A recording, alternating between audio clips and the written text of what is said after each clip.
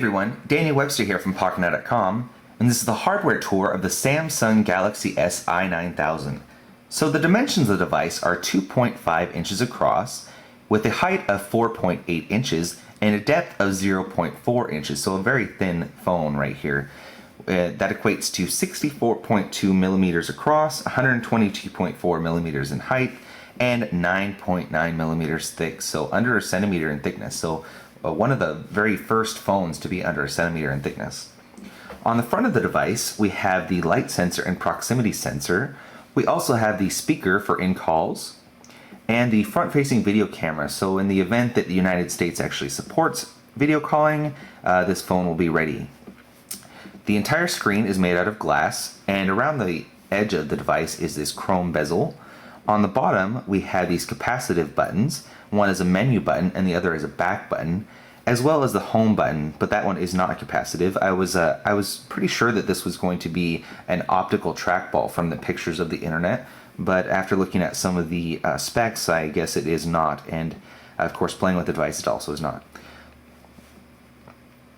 On the top of the device, we have a 3.5 millimeter headphone jack, which supports stereo headphones. This also has an FM radio built into it, so you need to plug in your headphones to use the FM radio as the antenna.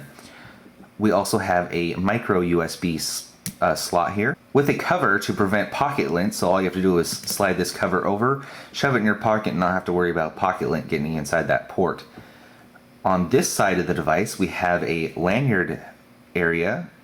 So if you want to have a string attached to your phone or whatnot, you can have that there. It just pop off the battery cover, slide that inside, and there you go. We also have a volume rocker on this side, so up and down, of course. On the bottom of the device, we have the microphone. On this side of the phone, the only thing that's on this side of the phone is the power on and standby button. On the back of the device, we have a 5 megapixel camera without a flash, so I was a little disappointed to see that this device does not have a flash. We also have the speaker for speakerphone, and I don't know if you can tell, but it's sort of a touch of color. This is what Samsung does with some of their devices and televisions, if you've ever seen that. It's a blue tint, but you probably can't see it on the camera. I don't know if you can see it if I flash the lights in there, but it's a little blue. It's kind of cool, actually. If we take off the battery cover, we have the micro SD card, which supports up to 32 gigabytes of memory. We have the SIM card slot, a lithium-ion 1500 milliamp battery, with also we have an external port for an antenna, if you can see that right there. Sometimes if you live in areas where the service is not that great, you can just plug in an external antenna, and there you go. So in terms of hardware, this device has 1 gigahertz processor in it, and it uses the Samsung Hummingbird processor, which has 32 megabytes of L1 cache, so it's a very fast device. It actually has its own graphics drivers.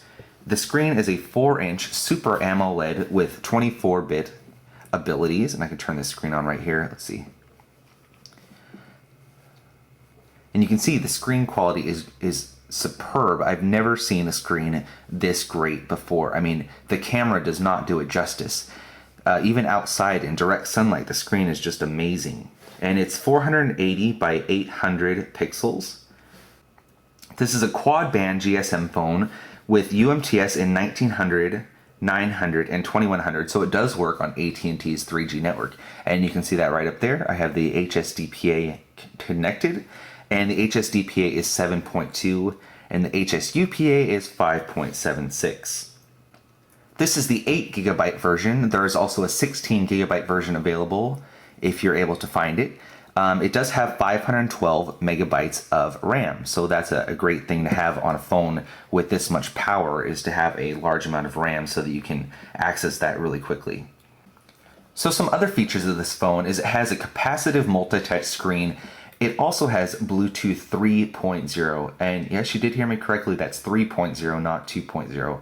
This is one of the first, if not the first, Android device to have Bluetooth 3.0. It also has wireless B, G, and N. Unfortunately, because this phone runs on the Android 2.1 operating system, it doesn't have the drivers to support the N band on the network. So we'll have to see if Froyo or if any other updates come up that will support that wireless N-band. So tell us what you think about this phone. Leave some comments down at the bottom. Leave some pros and cons if you want. That's a great thing to have in some comments. It leaves a little bit of argument for other people.